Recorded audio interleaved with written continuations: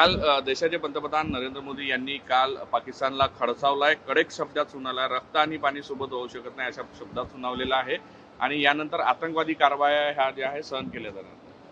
माननीय पंतप्रधान मोदीजींनी संपूर्ण भारताची मान जगामध्ये आज सशक्त भारत म्हणून उंच केली आहे। पाकिस्तानने ज्या पद्धतीने पहलगाममध्ये आमच्या 28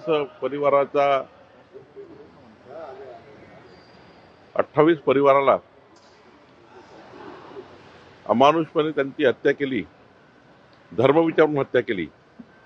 माननीय मोदीजींनी पाकिस्तानच्या त्या नक्षलवाद्यांना त्यांच्या घरात जाऊन मारलं, घरात घुसून बदला घेतला। आणि आता माननीय मोदीजींनी पाकिस्तानला कडक निर्बंध लावले आणि आता तर मोदीजींनी असं म्हटलं, एक जरी नक्षलवादी कारवाई झाली त्याला युद्ध समजण्यात येईल। आणि संपूर्ण जगाला मोदीजींनी एक भारत किती बलशाली आहे, आमचा भारत काय करू शकतो। अब तो ट्रेलरचा पिक्चर बाकी आहे। यानंतर या देशाशी कोणी बदमाशी करेल, बेईमानी करेल, या देशाची कोणी छळेल, हा देश बदला घेतल्याशिवाय राहणार नाही, आमची सेना बदला घेतल्याशिवाय राहणार नाही। खरं तर मोदीजींनी ज्या पद्धतीनं देशाला वाचवण्याकरता, देशाच्या नागरिकांना वाचवण्याकरता जी भूमिका घेतली ती अत्यंत महत्त्वाची आहे। मला असं वाटतं की मोदीजींनी काल देशाला संबोधित करताना 140 कोटी भारतीयांचा प्रचंड मजबूत पाठबळ जे त्यांना मिळालं आहे या पाकिस्तानच्या विरुद्ध, त्याबद्दल त्यांनी जनतेची कृतज्ञता व्यक्त केली। आणि असाच भारत देश 2047चा विकसित भारत म्हणून पुढे येईल असं मोदींनी सांगितलं। सर, हिंदी में बताइए, कल प्रधानमंत्री नरेंद्र मोदी देश को संबोधित किया था, उसके बारे में। माननीय प्रधानमंत्री मोदी जी ने कल हमारा देश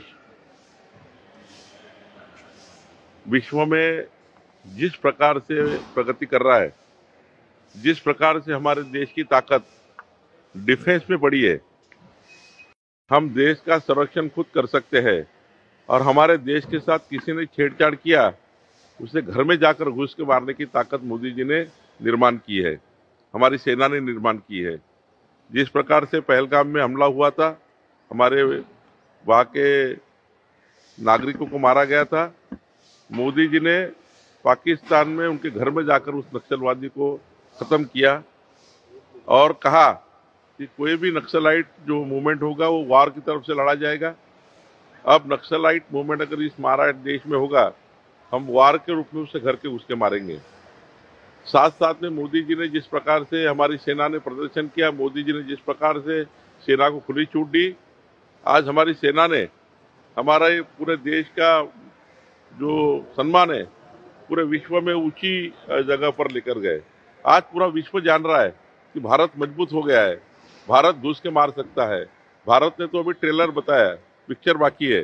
भारत देश विश्व में एक ऐसी बलशाली शक्ति है कि सारे लोग भारत से डरने लगे हैं। और मुझे लगता है हमने डरने के लिए कुछ नहीं किया है, हमारे देश से जो भी छेड़छाड़ करेगा उसको हम पूरी तरह से निपटेंगे, ये मोदी जी ने कहा है। 140 करोड़ भारतीयों का समर्थन माननीय प्रधानमंत्री को जिस प्रकार से मिला है, ये समर्थन के लिए उन्होंने कृतज्ञता व्यक्त की है। मुझे लगता है आगे मोदी जी के और कड़े कदम होंगे, आगे इस देश को मजबूत करने का उनका प्रयास होगा और 21वीं सदी का भारत विकसित भारत होगा, यही मोदी जी ने कहा है। राज ठाकरेंची भेट